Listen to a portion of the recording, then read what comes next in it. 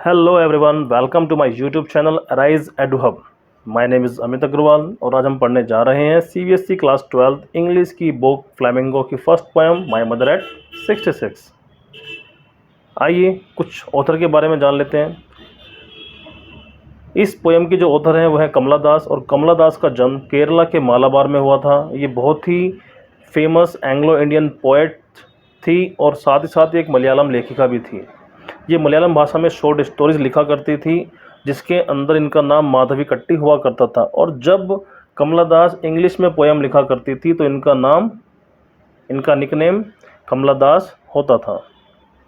ये poem mother और daughter के बीच एक क्लोज रिलेशन को दर्शाती है, ठीक है, जहाँ पर पोएट शेयर करती है अपनी फीलिंग अपनी मदर के लिए, क्योंकि पोएट अपनी मदर से बहुत ही ज़्यादा डीपली अटैच होती है।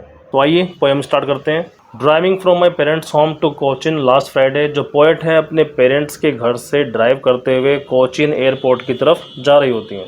साथ में उनकी मदर भी होती हैं। आई सो माई मदर बिसाइड मी। तो जो पोएट है क्या कहती हैं, आई सो माई मदर बिसाइड मी, मैंने देखा अपनी मदर को जो मेरे ही बराबर में बैठी होती हैं। Those open mouth her face ashen like that of a corps.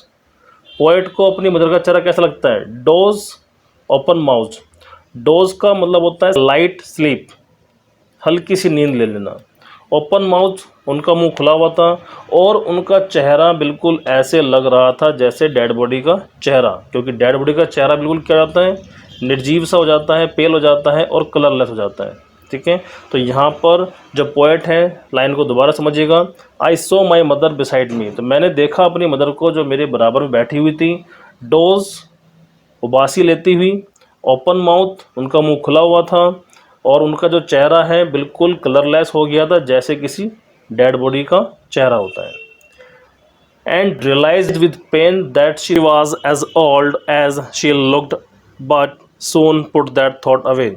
जैसे ही पोएट अपनी मदर का फेस देखती है तो पोएट को रियलाइज़ होता है कि उसकी मदर बहुत ही ओल्ड हो गई है, अब वो उसको छोड़कर कभी भी चली जाएगी। जैसे ही उसको ये रियलाइज़ होता है तो पोएट को बहुत ही ज़्यादा पेन फील होता है और जल्दी ही पोएट इस थॉट को अपने माइंड से निकाल देती है। And looked out at young trees sprinting, लेकिन जल्दी ही उन्होंने अपना ये जो विचार है वो त्याग दिया और गाड़ी के बाहर तेज़ी से भागते हुए पेड़ों को वो देखने लगी।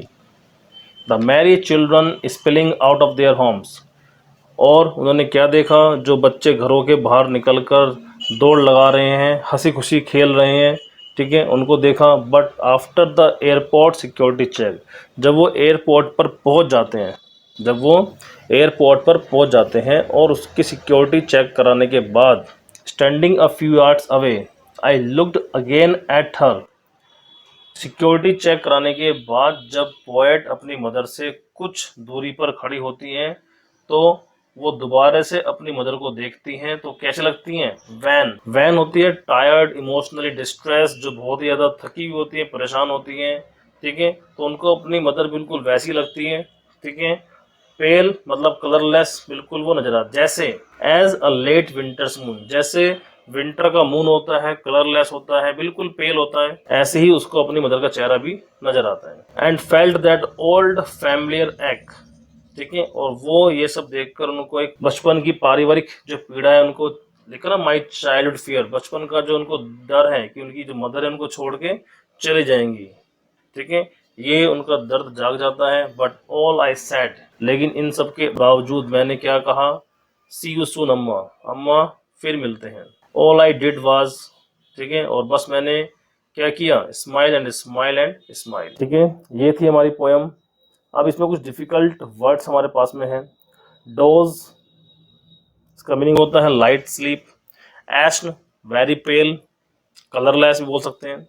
Corps, a dead body. Sprinting, to run a short distance as fast as you can, जितना तेजी से हम लोग भाग सकते हैं उतना भागें। Spilling, to move out a large number, बड़ी संख्या में एक साथ मूव करना। Wan, tired and naturally pale या फिर इमोशनली डिस्ट्रेस भी हम लोग बोल सकते हैं। और एक का मीनिंग होता है पेन। आइए अब इस पोएम में कौन कौन से पोएटिक डिवाइस हमने यूज़ किए हैं उसको डिस्कस कर लेते हैं। सबसे पहले आता है सिमिल। सिमिल यूज़ होता है जब हम लोग इसमें लाइक और एज वर्ड का यूज़ करते हैं, क्योंकि ये कंपैरिजन के लिए हम लोग यूज़ करते हैं। दो चीज़ों में कंपेयर करने के लिए। हर फेस एश लाइक दैट, जो मदर का जो चेहरा है वो कंपेयर किया गया है like that of a corps, ठीक है। तो लाइक वर्ड यूज़ हुआ, तो ये क्या है, simile. Wan pale as a late winter's moon, as word show करता है कंपैरिजन को, जैसे लेट विंटर का मून, इसका मतलब यहाँ पर भी सिमिल वर्डेड डिवाइस या फिगर ऑफ स्पीच यूज़ किया गया है। नेक्स्ट है हमारे पास में the marriage children spelling out of their homes, ठीक है। इसमें हम लोगों ने यूज़ किया है इमेग्री, ठीक है। तो इमेग्री बेसिकली होता क्या है हमारे पास में, हंसी खुशी की हम लोग यहाँ बात कर रहे हैं, तो marriage children spelling out of their homes, ठीक है।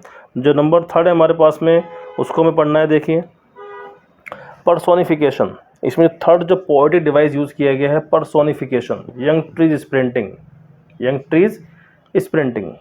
Number 4 repetition, I did was smile and smile and smile, ठीक है। इसमें एक लाइन लिखी है, देखो इसमें लास्ट में पोएम की सबसे लास्ट लाइन है ना, all I did was smile and smile and smile. तो जब कोई चीज़ बार बार रिपीट होती है तो क्या बोलते हैं हम लोग, रिपीटेशन। नेक्स्ट जो पोएटिक डिवाइस इसमें यूज़ किया गया है, एसोनेंस, मतलब इसमें जहाँ पर भी वॉल्स की साउंड आती है, ओ का साउंड आता है, तो उसमें क्या लगाते हैं हम लोग, एसोनेंस, उसमें पोएटिक डिवाइस का यूज़ किया जाता है। तो कोचीन लास्ट फ्राइडे, कोचीन, ओ का साउंड आ रहा है, तो बेसिकली यहाँ पे क्या लगाया गया है, एसोनेंस, ठीक है। कॉन्सोनेंस, जहाँ पर एस और टी हम लोग यूज़ करते हैं, उसको हम लोग बोलते हैं कॉन्सोनेंस, ठीक है। ट्रीज़, टी से स्टार्ट हुआ, एस पे ख़त्म हुआ। स्प्रिंटिंग में भी एस और टी आता है, ठीक है। तो बेसिकली यहाँ पर हमने क्या यूज़ किया, trees sprinting marriage children spelling, spelling में भी क्या है हमारे पास में, एस आ जाता है, तो बेसिकली यहाँ पर हमने कॉन्सोनेंस का यूज़ किया, ठीक है। और एक दूसरा हमारे पास में एक पोएटिक डिवाइस था, एलिट्रेशन, ठीक है। इसमें होता क्या है हमारे पास में, consonant sound more than once, means जो कॉन्सोनेंट साउंड होता है वो एक से ज़्यादा बार आता है, उसको क्या बोलते हैं हम लोग, एलिट्रेशन। माई मदर एट 66, इसमें सब जो है वो कॉन्सोनेंट साउंड्स हैं, तो इसमें क्या बोलेंगे इसको हम लोग, एलिट्रेशन। Okay, thank you.